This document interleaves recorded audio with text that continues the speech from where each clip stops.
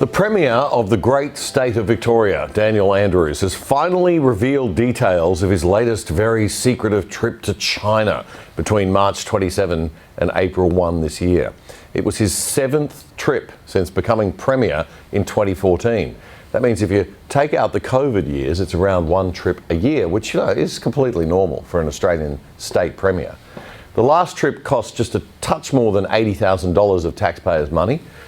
You may not have heard much about the latest trip that Delightful Dan made because he didn't do the usual thing of inviting any Aussie media to go along with him and report on things.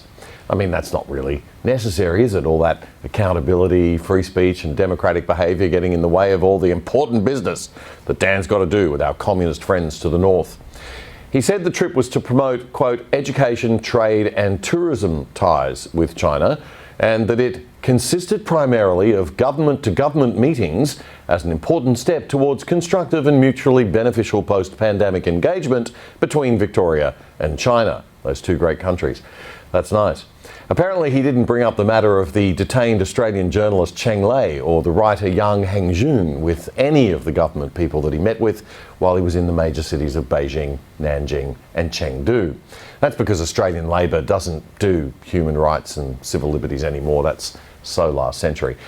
The purpose of the trip was to increase international student numbers, according to the Premier, because that's a great export industry for Australia. But the Victorian Liberal Party wanted Dan to explain why he wasn't taking any of the state's university chancellors with him, if that was the main point of the trip.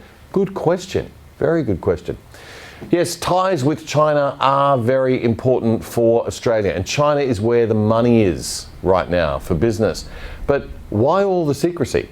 Transparency is critical, especially when our leaders are visiting a communist single-party authoritarian state. And why not create policies that enable a business-related trade delegation to benefit from and lead these kinds of trips? Business-to-business meetings often yield better results than government-to-government meetings. Business people know how to do business. Career politicians, not so much.